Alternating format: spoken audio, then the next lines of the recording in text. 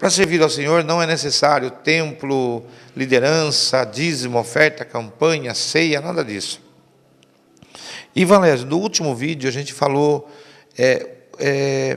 que eles preservavam unânimes e que não precisavam edificar prédios. De onde nós paramos aqui para a gente dar continuidade nesse estudo maravilhoso. Amém, queridos. É um prazer novamente estar aqui com vocês, podendo, trazer esclarecimento dentro da palavra de Deus, aquilo que é a verdade, do Evangelho. Amém? Então, nós vamos começar aqui, irmão Maurício, como disse, o que fazia a igreja primitiva quando se tornava, então, demasiadamente grande para congregar-se em uma casa. Eles não erigiam, então, ou seja, eles não faziam, não construíam um prédio. Simplesmente se multiplicava, passando a se reunir em várias casas. Segundo o princípio de nas casas de edifícios, mas simplesmente se multiplicava, ou seja, de casa em casa. Agora em Atos, Maurício, capítulo 2, versículo 46 e 20, a respeito dos eruditos em assunto neostentamentário, vamos dizer assim, concordavam hoje em dia, em que a igreja primitiva era essencialmente uma rede de congregações com base nos lares. Portanto, se existe algo que seja uma igreja normal, é a igreja que se reúne em uma casa. Ou seja, então, alguns pesquisadores aqui que nós podemos ver que já eles entenderam que se existe uma igreja normal, é uma igreja que se reúne de casa em casa.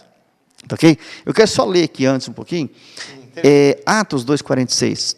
Porque senão, irmão, você pode pegar em Atos 2,46 e falar assim, mas espera lá, esses caras estão falando abobrinha, calma. Atos 2,46 diz assim, diariamente perseveravam unânimes. O que é unânimes, irmãos? Com o mesmo entendimento, certo? No templos. Então, bem entre aspas aqui, e partiam o pão de casa em casa, e tomavam suas refeições com alegria e singeleza de coração. Para lá, então, diariamente eles perseveravam unânime no templo. Mas aqui fala de templo. Irmãos, é muito importante nós entender o seguinte, Maurício. Nós vemos aqui que em Atos 2 é bem recente, quando Jesus morre, ressuscita e parte. Então, a igreja ainda não estava sendo edificada, ou seja, ela não tinha um rumo a se tomar. Certo? Estava bem no comecinho, em Atos 2, aqui nós vemos então a manifestação do Espírito Santo sobre eles, recebendo o poder e autoridade, que eram os dons do Espírito Santo sobre eles, que era a manifestação do Espírito Santo, para eles verem que realmente o Espírito Santo estava neles, Então, logo em seguida, então, no capítulo 2,46, nós vemos então essa questão do templo. Mas, irmãos, Jesus deixou bem claro que destruiria aquele templo, mas ele falando dele, e edificaria um novo, que era ele também, ou seja, nós, agora, em Cristo. Então, esse templo aqui, onde realmente a presença de Deus era manifesta, ela não existe mais, porque ele deixou de habitar no templo, e agora ele mora dentro de nós. Então, essa mudança, lembra, Maurício? Então, Hebreus 7 diz lá que, havendo mudança de sacerdócio, necessariamente o quê? Mudança da lei. Faz mudança da lei. Então, o que acontece? Enquanto Jesus estava vivo, a lei e o templo existiam. Mas, agora Jesus assume o sacerdócio dele. E o templo dele, a palavra do Senhor fala muito claro, que agora está no céu.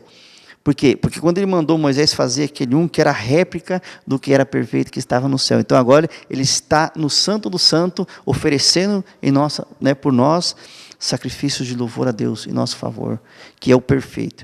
Então, aquele templo que nós estamos vendo aqui, nesse texto, não existe mais. Então, agora nós somos o templo do Espírito Santo. E era um templo que havia em Jerusalém.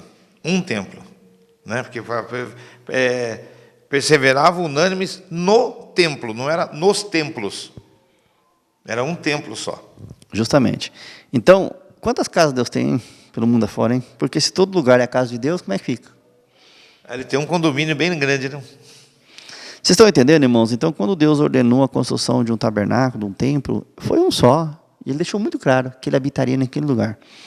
Então, não obstante, alguns têm argumentando dizendo o seguinte, que os cristãos primitivos teriam erigido edifícios especializados e se não tivessem estado sob perseguição e que se reunissem nos lares para esconder de seus perseguidores. Ou seja, estão dizendo aqui que se não tivesse sido perseguido, eles estariam sendo reunidos no templo.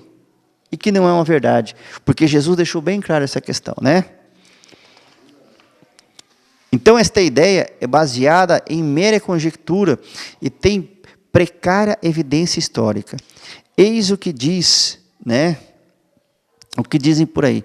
Muitos descartam as igrejas primitivas no lar como resultado de perseguição. Ou seja, sem dúvida, qualquer livro de texto, de história da igreja, dirá que a perseguição antes dos anos 250 era esporádica, local, ou seja, não generalizada. E geralmente resultado mais da hostilidade do povo do que de decreto de um oficial romano. Assim, esse mito de perseguição está em choque com as Escrituras. Por quê? Atos 2, 46 e 47 muito bem descreve isso que nós falamos, e descreve as reuniões nos lares em um tempo quando a igreja caía a graça de todos. Ou seja, veja bem, eles estavam onde? Aqui fala, louvando a Deus, no 2,47, louvando a Deus, caindo na graça de todo o povo, e todos os dias acrescentava o Senhor à igreja aqueles que haviam de salvar. Deus reunindo os que haviam de salvar. Olha, esse vai ser salvo, vai se reunir. Aquele vai ser salvo, aquele vai ser salvo. O trigo sendo reunido e o joio ficando lá fora. Porque joio não vira trigo, e nem trigo vira joio. Não dá para fazer uma metamorfose não e mudar não? Não, não tem. Não tem, né? Um é um, outro é outro. Então, irmãos, veja bem, então a igreja caía na graça de todos. Quando instalou-se a perseguição, o reunir-se nos lares não evitou que Saulo soubesse exatamente aonde, né, ir, ou para onde os crentes vão, né, no caso. Atos 8:13, obviamente, eles não tinham em sigilo onde se reuniram. Eles não tinham sigilo, não tinha como. Então, Paulo sempre estava na captura deles. Para quê? Para tentar destruir. Mais uma vez, irmãos, nós se reporta aquele texto de Apocalipse, que o dragão se levantou com a mentira e perseguiu, começou a perseguir a igreja. E a igreja, então, foi levada para o deserto. A igreja não ficou em evidência. Aqui em Atos ela já estava no deserto, né? Já estava no deserto. E hoje, o pessoal fala que esse CNPJ, essa empresa constituída, que eles chamam de igreja, né? Que não que é só o sistema religioso. E esse eu falo que é a própria serpente. Então, eles vão brigar entre eles e vai ser uma loucura. Com certeza. E Deus não falha, né? Deus sabe todas as coisas e está à frente, meu irmão. Tá?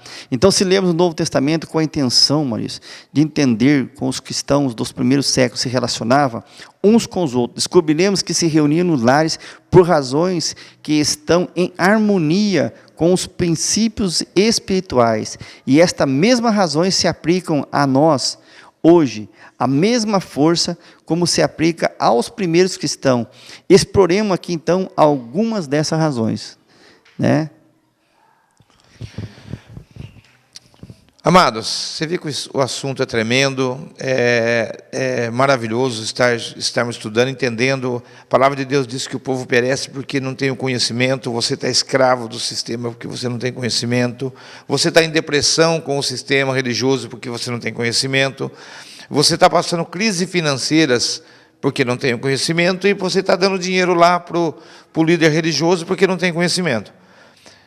Vem entender melhor da palavra de Deus, de graça, sem dinheiro, sem compromisso, na sua casa, tranquilo, seguindo a gente ali pelo Facebook, pelo YouTube, pelo faleidejesus.com.br, e agora você vai ter a sequência desse vídeo, para nós estarmos encerrando esse bloco do como é viver fora do sistema religioso sendo igreja.